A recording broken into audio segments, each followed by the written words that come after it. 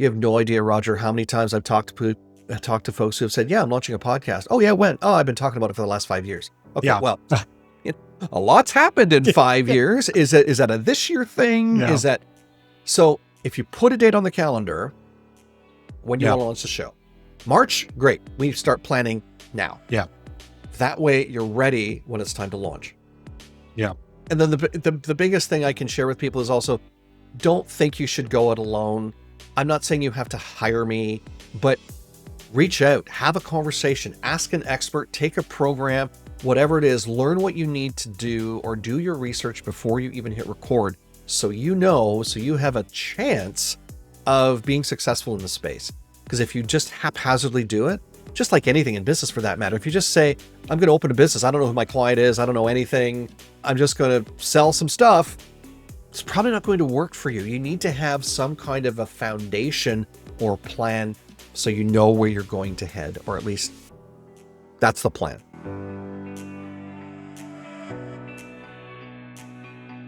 Hey everyone, welcome back to Reanimated Stories. And today I have the pleasure of having Carl with me today. Carl is from Podcast Made Simple, and he does such a freaking fantastic job. Not only do I know him through his podcast, but through SEN, just through our networking. And he is just one of those people that are there not to just take, but to give. And I believe he gives more, way more than he takes. And it is such a pleasure. So Carl, thank you so much for joining me today.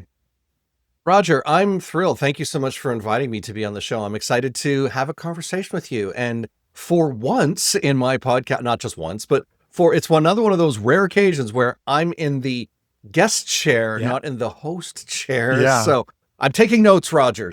No, I'm just kidding. I'm looking forward to our conversation. Yeah, no, if anybody's taking notes, it's definitely going to be me taking notes. So Carl, you do Podcast Made Simple, or Podcast Solutions Made Simple. It even says it there in the shirt and I still messed it up. So tell us a little bit about what you do, Carl, how you got started. Just go ahead and start telling us a little bit about it, and then I'll stop you and then I'll say, hey, no, wait, we need to stop. We need to talk about this now. I always say throw a virtual shoe if I'm talking too much, but there's something about speaking in sound bites. And for the record, Podcasting Made Simple is a name of another company run by a good friend of mine, Alex Sanfilippo. Just saying. Oh, cool. So Nice. Thanks for giving him credit. Yeah. I give him credit all the time because we work together on different projects. So I'll let him know, Roger, that you mentioned his business. I know, right? And it even says it right there on your shirt. And I'm like, Podcasting Made. And then I said, nope, that's not right. I can't even. Yeah. Sorry. No, it's all good. No, so my journey into this thing called podcasting is not as smooth and seamless as one might think it is. I spent 25 years in radio broadcasting, and they say you haven't made it in radio till you've been fired at least once. I was fired twice. So wow. Ryan Seacrest, look out. I'm vying for your gigs, all 86 of them. But anyways, between radio gigs in 2011, I was looking for something to do, and I didn't anticipate getting back into broadcasting. And I had a colleague who said, well, you're good with this speaking thing. I'd been in Toastmasters. I'd been participating in speech contests, winning speech contests, giving killer evaluations in the Toastmasters organization. And of course, I'm a broadcaster too. And I thought, okay, I could be a speaker trainer. That could be fun. So I did that, fully intending to take it full time. And, the best intentions are the best laid plans of mice and men. It didn't happen because radio is like a narcotic. Once it gets in your veins, it's hard to get it out. So I ended up getting back into radio. And that second go around, I learned a lot about the business side of radio. So I learned about marketing, promotions, hiring, firing, leading a team, things like that I hadn't done professionally, but I did that go around. Still working a business part-time. It's in that area somewhere around 2012, 2013. Somebody first said to me, well, you're doing this speaker training thing. You should start a podcast. And I remember saying back, what's a podcast? And they didn't do a really good job at explaining it, right? This is 2012, 2013. Podcasts had barely been around 10 years. They were still if they weren't in diapers, they were just getting into their not tweens, but what is that? Your adolescents? Like the toddler, elementary age. So, and they didn't do a good job at explaining it. And they said, well, so I interpreted it as it's like having an online radio station. Like, why would I want an online radio station? It didn't make sense to me. Then I saw a guy in Toronto at an event. And it was a massive main stage event. Tony Robbins was one of the speakers. Oh, wow. There was somebody from Dragon's Den, which is the Canadian equivalent of Shark Tank, who was one of the main stage speakers as well, speaking at this event. It was the Real Estate Investors Summit, something like that. Oh, Anyways, one of the interesting. breakout rooms, and I say breakout rooms. These breakout rooms were like 300 and 400 people in each breakout room. Gosh. One of them was a guy by the name of Sam Crowley. Oh, And Sam Crowley had a show since the earlier days, 2005, 2006, something like that. And it was that 90-minute session that changed the trajectory for me. And I realized, yeah, I should have a podcast. If I want to take the speaking business full time, I should have a podcast. I should be putting myself out there as the expert. I should be elevating my brand, my business, and my credibility. That was the first foray into it. Then I launched my first show in 2019. It was a smooth launch. I'm kidding. It wasn't, because I thought I knew everything. Keep in mind, I was in radio. I knew how to talk. I knew how to edit content. I know how to do all of that, but I didn't know the podcasting world. I didn't know that at all. Once I figured it out, I started scratching my head going, why don't more people know about this?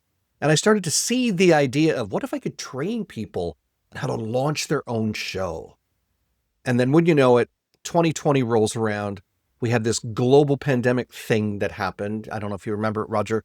I'm kidding. I know you remember it. And then all of a sudden, overnight, my radio career ended. Oh, wow.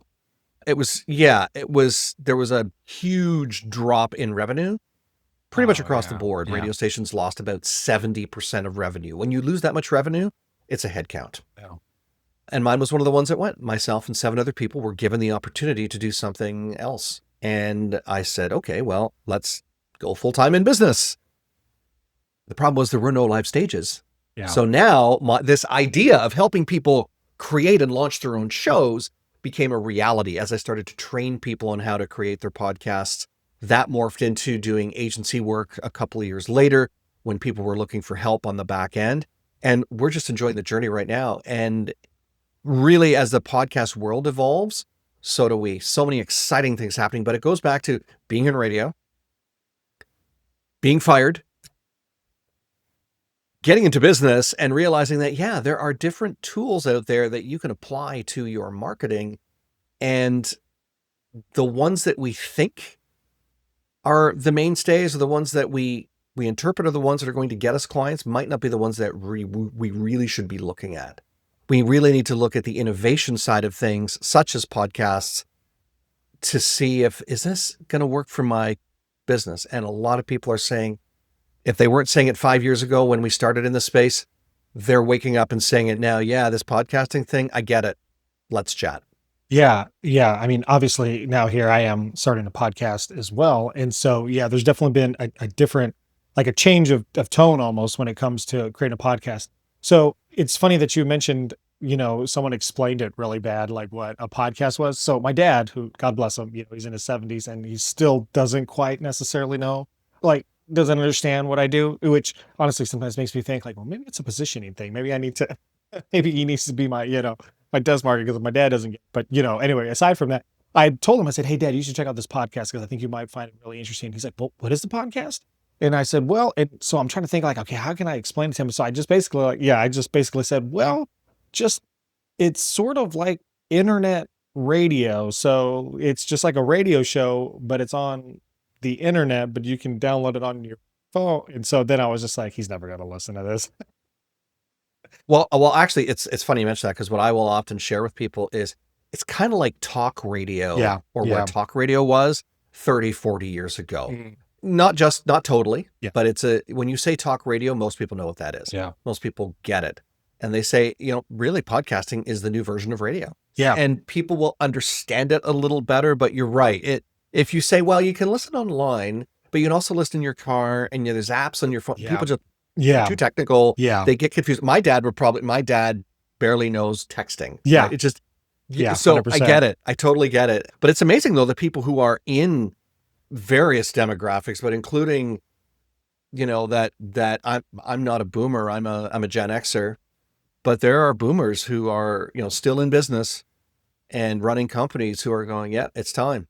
It's time to start a podcast or do something in that space. Yeah. It's also been interesting to see, and this was shared with me that I didn't even know, like internal, like if you're part of a big, organization or something like that, they'll do internal podcasts. And I'm part of this organization here in the Austin area called Disrupt HR, but it's a global organization. But one of the speakers at one of the events was talking about internal podcasts, and I didn't even know that was a thing. But it's sort of like, instead of having an email, God bless those emails, right? An internal email or memo or something like that. They're like, oh, they just started doing like 5-10 minute. Eventually, it kind of got a little longer, but like and it was during the pandemic. They were like, hey, we're going to do these internal podcasts. It's like 5 minutes, and it's the CEO that was, talking, or it would be like just like a quick little conversation. And I was like, oh, that's really interesting. I didn't even think of, something like that. Cause when I had been introduced to podcast, I think when I first got my iPhone way back when, there was this app and it said podcast. And I was like,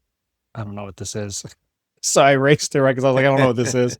And so that was my first introduction, was me erasing the podcast app because I didn't know what it was. And so thinking like, okay, well, it's just like businesses or something like that do that, people who are in business, or just people who Yeah. are in internet radio, right, that are doing this. And then finding out like, oh no, I mean, like literally anyone and their mother, right, could do, a podcast. And so also hearing that it was also like internal organizations, I thought that was actually a really interesting, you know, dynamic, instead of just like customer facing, if you will, right? Or person Yeah. facing. It was internal. So I thought that was pretty interesting and all that. Within podcast solutions made simple, do you do that, or have you heard that before, like internal and all that? Yeah, actually, we worked on an internal podcast Oh, cool. for a client in Germany. Oh gosh, we're looking at three years ago. Okay. It was very short-lived, Yeah. but it was going in the right direction. Yeah. The company that we were doing it for, they weren't quite, they knew what they wanted to do, but they, at the same time, because it was a very large organization, we're talking 400,000 employees globally, Whoa. right? Wow. They knew what they wanted to do. They just didn't know what they wanted to do. So it's like one side saying this, the other side saying this, left hand, right hand thing. Yeah. So they said, you know what? They did one or two episodes, and then they paused it. And then I heard Wow. it again. Yeah, I heard it come back again in conversation with an individual who I met through a networking organization. It wasn't Success Champions where we got connected. It was another organization. And they shared that they work almost solely on internal podcasts for companies and organizations. Yeah. And when he said that, I was, oh, okay. And then as he's explaining it, I'm like, I know exactly what that is. We Yeah. did that. Yeah. We did it. There's some moving parts to it, that versus a public facing show, Yeah. which you want people to find your show. Yeah. You want people to listen, subscribe, like, share it with your friends, share it with your enemies, as I also like to say. So you have more downloads, you build a big show, you build a community, you build an audience, et cetera, et cetera, et cetera.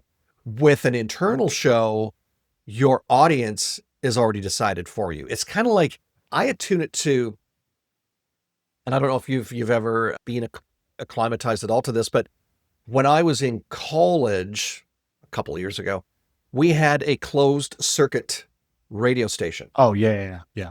So it broadcast in the college, and it was funny because it was all the broadcast students who were horrible on the air. Yeah. It's not like we were pro, we were learning, but it broadcast in the hallways, but it was not an external signal going into the community. Yeah. Same kind of thing in an environment where it was for a specific purpose. So yeah, I have heard of it, and I think we're going to see more of that in the coming weeks, months, and years in companies and organizations where, firstly, people are busy. Yeah. People don't read their emails. Even if they're company emails, they don't read them. Yeah. It's easier to listen, or even do a quick 20-minute weekly, not town hall, but a weekly meeting in a boardroom and say, okay, we're going to listen to the CEO en masse, right? Yeah. Everyone's watching or listening to the CEO or whoever in the company giving you the update. Yeah. Yeah. Right? No, that's cool. It'd be cool if you could do that.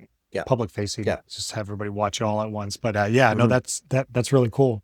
So you had heard about podcasting back, you said 2011 at this big, when you said that was a real Yeah. estate expo, I didn't see that one coming.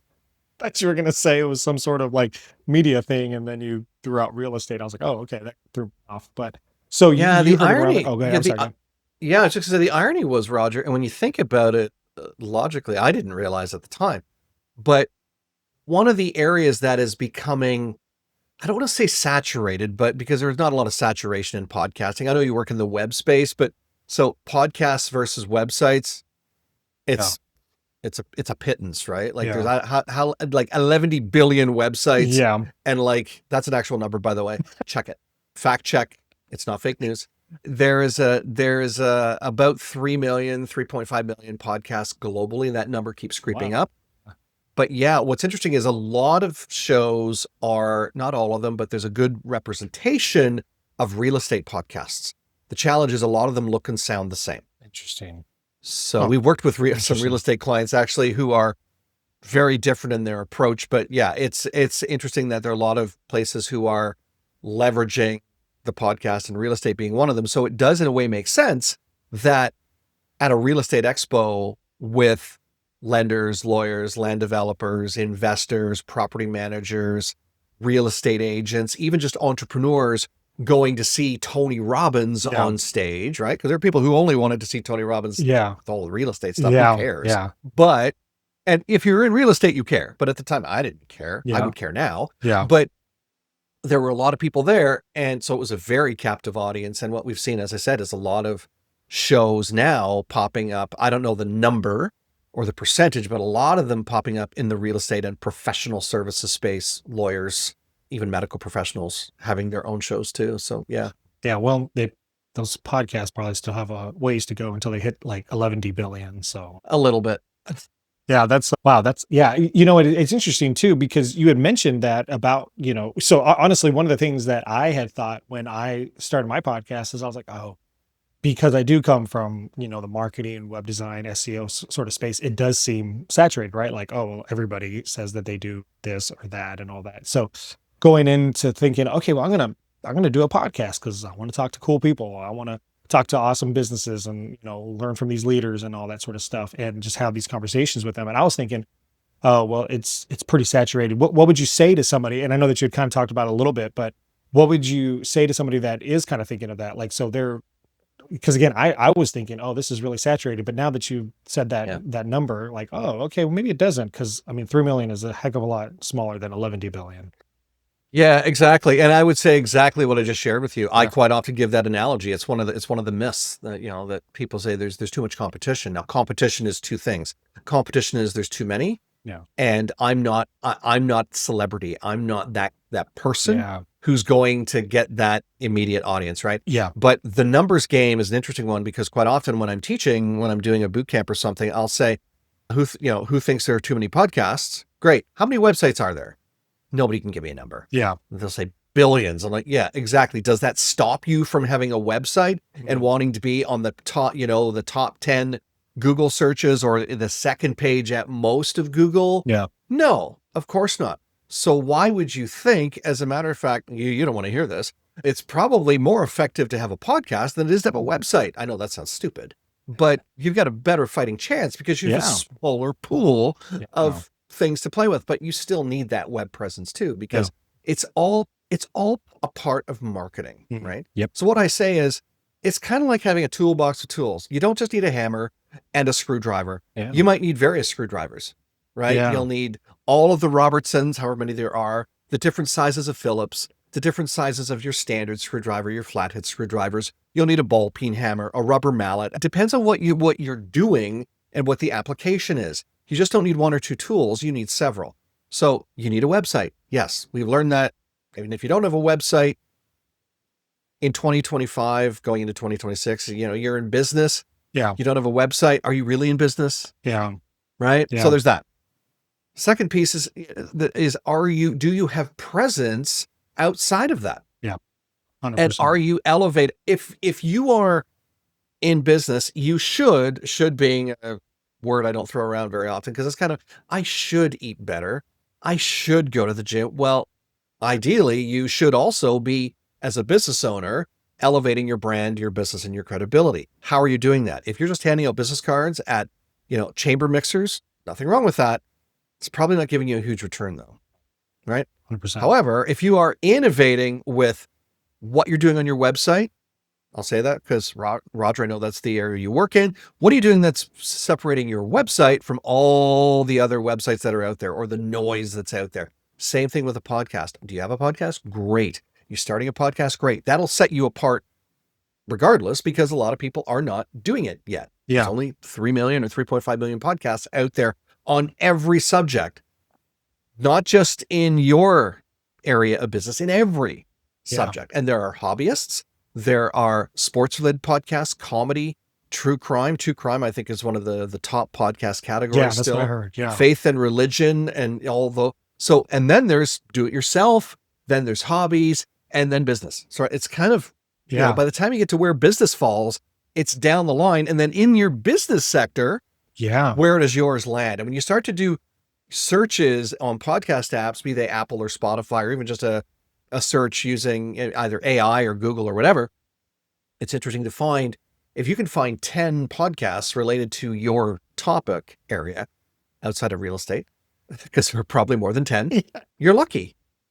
Yeah. If you can find 10 podcasts related to public speaking, you're probably lucky. And some, by the way, still show up that have been there for forever. I'll say decades, but they've been there for 10, 15 years, no new content. So that's part of it. So when you're thinking of, oh, there's too many, there's saturation, think about, okay, yes, but what are you going to do that's different to put yourself out there? How will your show be different? Are you going to have guests? Are you going to do round robin discussions? Are you going to do hot seat coaching on your show? Are you going to have different features? Are you going to do a show that has, we call it a co-op, that has multiple content contributors with you as the overarching host? There's no rule saying it has to look or sound like this. So that's what I say to people is, number one, how many websites are out there in comparison? Because a lot of people will use that as a metric, or I will. And then I'll say, well, you're going to be different though. You're already different in your business, regardless of what it is. So probably went on a long time, but yeah, that's what I'll say to people. I love that, Carl, because when I'm talking to people, one of the things that they always want to talk about, especially now, you know, when it comes to websites and all that sort of stuff in marketing, is like, they want to talk about AI, right? They're like, well, you know, and some of them are like AI search, how do you use AI, all that sort of stuff. And something that I tell people, you know, it always eventually comes back to SEO, right? Because that's like the easy thing to remember, other than like websites, right? And they're like, oh, well, I don't know about SEO. And I tell people, well, so you have SEO, which stands for search engine optimization. But I tell people that really, honestly, now SEO really stands for people are searching everywhere online. And that doesn't mean you have to be everywhere online, but wherever you're at, you need to show up, and you need to make sure that when people are searching, that you are showing up for that. And so maybe that does mean, okay, you know what? We need to start doing some reels on Instagram or Facebook or whatever, or we need to start doing some maybe long form videos on YouTube, or we need to, yes, everybody loves to talk about blogs, but maybe you need to repurpose that blog and have a better title for it, so that when people are searching for it, they'll actually show up. And instead of, like you said, internally, instead of reading it, they're going to be more likely to watch this 30-second video, right? That quickly explains it. Then if they're really interested, well, maybe they'll go read that blog, or maybe they'll go watch that 10-minute video. Or, hey, are you showing up on podcasts, right? Are you showing up as a guest somewhere? Or are you, I mean, honestly, are you pretending you're on a podcast and you're just talking to the screen, right? And you split those up into clips, or, you know, wherever it is that you're showing up, you like, everything does need to go back to your website. But just like you said, you know, like, everybody has a website, but you don't have a website, right? And they don't have your website. And on top of that, right, you're thinking, well, I'm going to start a podcast, but they don't have your story. And so I think that's fantastic. I think that's great advice for people to really think through. That's huge. And understand too, that, you know, you mentioned a couple of things there that are interesting, because understand that a lot of people ride the latest trend. So 2 and 3 years ago, it was everyone wanted reels. And we're still seeing those pop up on Instagram. Guess how much business gets done from reels? Not a lot. Unless you're buying advertising through, guess who it is? It's Meta. Unless you're buying ads and you have ad placement, those reels probably, they have to be really well put together. For people to click on them. And honestly, I don't know how many reels I see on my Instagram. Do you think I'm clicking on everyone going, oh, I need to buy this. Oh, I need to buy this. If I did, I'd and how many times do you prison, because, you know what I mean? Yeah. And how many times do you see, because this is actually also something I also want to say, how many times are you seeing the same reel? I don't think Yeah. I don't know if I've ever seen the same reel like more than once. I mean, maybe, but I highly A doubt it. reel, here's my interpretation of a reel. And this is not going to be a popular argument, I know, with some people. Yeah. It's the same thing I say about, it's always going to go back to content. It's the same thing I say about YouTube. If it's long form content, yeah, okay, you can put your whole show there. But if it's short form content, it is not, unless you have something in there, the links, the hooks, the whatever it is that has people going to your website, they're not going to do it. So you could have all the shorts in the world or all the video clips in the world on YouTube, and you can have 10,000 subscribers. If they're not going to your website to check out your services, Yeah. it's just a tool for visibility. Yeah. And visibility is good, but I've also had people say, exposure is great, but you can die from exposure. Yeah. Right. So are you visible where you need to be visible? Yeah. And content wise, is your content positioned in such a way that you're inviting people to connect with you? If it's a clip or a hook or something that makes me go, oh yeah, that's interesting, I want to watch the full video, or I want to click on the link to listen to the podcast episode or watch it or whatever, because, oh, Roger and his guest Carl were phenomenal. Carl said something great. I don't know what it would have been, but you need to say that needs to be there, and you need to give the audience the roadmap. We're busy. I don't know about you, Roger, but when I'm scanning through my Instagram or Facebook's a dumpster fire right now. Yeah. But scanning through my Instagram, I'm doing it while I'm on the fly doing something else. Yes. Right. Or rather, I'm having lunch. I'm not actively engaged. I'm doing something else. Yes. So think about 100%. that. Right. Yes. So anyways, we can have a discussion just that until the cows come home. Yeah. But it's all about, are you getting into just try and play the algorithm game? Because that's what you're really doing with social media. And by the way, YouTube is social media. Yeah. YouTube will say otherwise, but it really is social media because it's tied to algorithms. Yes. 100%. Right? Podcasting is not. Raw, real audio podcasts are not tied to algorithms. Yeah. People don't understand. A lot of folks don't understand that. Yeah. They'll say, I'm only going to put my show on YouTube. And I go, would you handcuff your business and not do certain marketing things make sense? Like you're going to a virtual trade show, virtual too, but you're going to a trade show. Wouldn't you have something on the table for them to click onto to follow up, or physical business cards or virtual digital business cards? Wouldn't you have that? Yeah. Because if you don't, you just showed up. Anyways. No, 100%. There was something I was going to say in relation to that. Talk about YouTube. Yeah. Like reels will go away. YouTube will at least stick around, but I love what you said about the algorithm, because it still is. I mean, it really is. It's still a social media. I mean, they position it, or they, make it look like a social media and all that. Gosh darn it. There was something that you had. I actually do have it while you're thinking about what you're going to say. I do have an interesting story though, and it's about YouTube, and it's not to, we're not bashing on anything. Diss YouTube. Not at all. It's just because Google is in the business to make money. 100%. Just like you are as a business owner. If you're not, then it's a hobby. And if it's a hobby, go get a job. Like that's just the reality of things, right? Yeah. Google is in the business to make money. What is YouTube? YouTube is a behemoth of a directory of files. Yes. That's what YouTube is. Okay. Now, Google decided years ago when it started to become a thing, you know what? We want all of your long form content. Remember, that's when you would see movies that you hadn't seen forever on YouTube, and you'd see long form videos, hour-long podcast, things like that, all on YouTube. Everyone was like, oh, I got to put my long form content. I got to go long form content on YouTube. People would record longer videos just so they could trick or get the YouTube algorithm. Okay. Yeah. What happens? Who comes along? TikTok. Yeah. What is TikTok? Super short form content. Yeah. And what does YouTube say? We like your long form content, but you know what? As much as we like it, we really would prefer your short form content. We're not going to say don't post your long form content, but give us your short form content and we'll give you more love. Yeah. Yeah. That's what So that's why I'm saying you're playing the algorithm game to begin with. 100%. And that is, so you're at the mercy of Google, and you're also at the mercy, as far as Facebook, Instagram, you're at the mercy of Meta. So they're Yeah. two big players that are that we put a lot of lock, stock, and barrel into our marketing. Yeah. Is Google and Meta. Yes. So, And those anyways, are, yeah. I know you play in the web space, Yeah. and I know that this isn't the best conversation to be No. having with a guy who's like all SEO, and I get it. I totally get it. Hey, we do SEO show notes because we know 100%. if we don't, we're not serving our clients, right? But you need to understand that at the Yes. end of the day, it's also still an algorithm game, Yeah. and you're not deciding the rules of the game.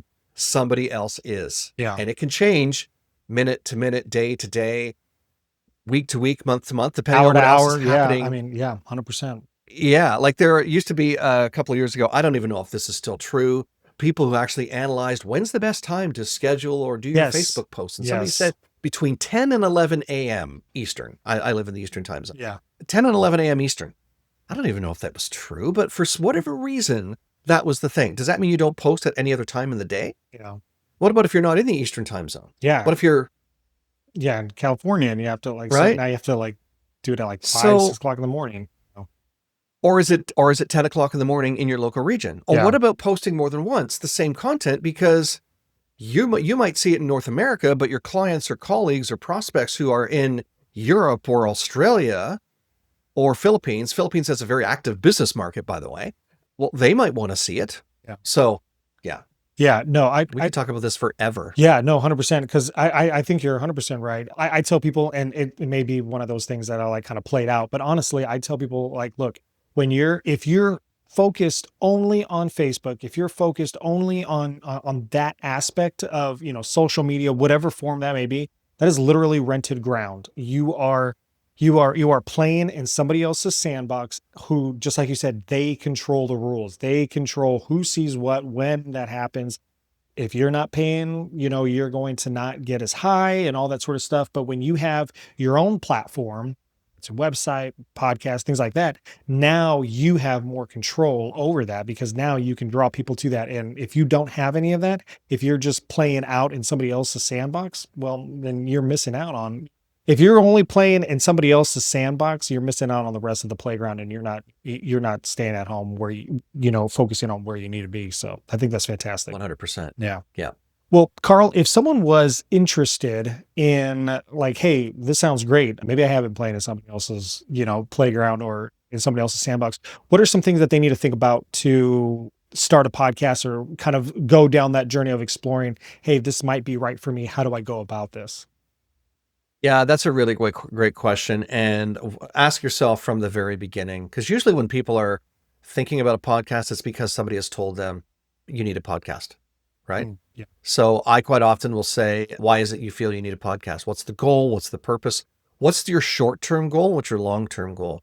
As you know, Roger, podcasting is a long game, not a short game. Yeah. It's not in 10 episodes, you're going to be a huge star or an influencer just because you have a podcast. Yeah. Doesn't work that way. Unless you already are established as a celebrity or you have status. Like if you're Oprah Winfrey and Oprah Winfrey has, I don't know how many podcasts, but if you're really? Oprah Winfrey and you start another podcast, totally makes sense, right? Yeah. But if you're Carl Richards or Roger people Jorns, probably don't know, or Roger Jorns might not quite know who you are. Yeah. You might need to take a little bit of extra time to market and promote yourself. So ask yourself your long-term goals and your short-term goals and your long-term goals. There's that. Yeah. Figure out what the show's about. Figure out how you're going to do it differently. Do your research. Listen to other podcasts that are in the space and listen critically. Listen for the content, the value of the content they're putting out there. Listen for the quality of the production. Okay, that's a big one. And then assess where you're going to fit into that mix. Now, if you have a very unique product or service offering, and you can't find shows that are out there in the podcasting space, great. Invent one that is unique. Yeah. That no one will copy, right? Do a tech check, figure out what you need. Microphone, you always need an external microphone of some kind. Earbuds, even the best earbuds on the planet don't avoid all noise cancellations and stuff like that. There are some really good headset mics out there. but they're into the hundreds of dollars or even into the thousands of dollars. So the messages get a good external mic. Yeah. And then the big thing is set the time on your schedule. The biggest time or the biggest thing to set is your launch date. Hmm. You have no idea, Roger, how many times I've talked to folks who have said, yeah, I'm launching a podcast. Oh yeah, when? Oh, I've been talking about it for the last 5 years. Okay, Yeah. well, a lot's happened in 5 years. Is that a this year thing? Yeah. Is that so? If you put a date on the calendar, and for clients who are working with us, by the way, that's part of onboarding. When do you Yeah. want to launch the show? We need 60 days. When do you want to launch the show? March, great. We start planning now. Yeah. That way you're ready when it's time to launch. Yeah. So there's that. And then the biggest thing I can share with people is also, don't think you should go it alone. I'm not saying you have to hire me, but reach out, have a conversation, ask an expert, take a program, whatever it is, learn what you need to do or do your research before you even hit record. So you have a chance of being successful in the space. Because if you just haphazardly do it, just like anything in business for that matter, if you just say, I'm going to open a business, I don't know who my client is, I don't know anything, I'm just going to sell some stuff, it's probably not going to work for you. You need to have some kind of a foundation or plan so you know where you're going to head, or at least that's the plan. Yeah. No, So, 100%. yeah. That's fantastic. I appreciate that advice. And I think that that's really good. Everything from the mic to reaching out. If somebody did Mhm. want to reach out and they wanted to connect with you, Carl, what's the best place to connect with you? So the best place is go to podcastsolutionsmadesimple.com, podcastsolutionsmadesimple.com. When you go there, it's very easy. Click the get started button or book me. I can't remember what the button says off the top of my head, but click that button. You'll see it. It pops up several times on the website. You'll also see some of the clients we've worked with if you want to check out some of our work. But yeah, that's how you get started and check in. And even if you just want to have a virtual coffee to get to know more about me and us and what we do, I'm happy to have that as well. But that's the best step and the best way to do it, I would say. Well, thank you. I appreciate that. And I'll have that down in the show notes as well for our guests so that they can connect with you further. So I appreciate that. Well, thank you so much, Carl, for taking your time out this morning. I know that you're busy. I know that you're doing stuff, and I appreciate you taking time out to come jump on my starting off podcast, trying to figure things out. So I appreciate the advice that you've given me, the love that you've shown me, and just wonderful words of wisdom. So thank you. I appreciate that, Carl. Thank you. Thank you, Roger. This was fun.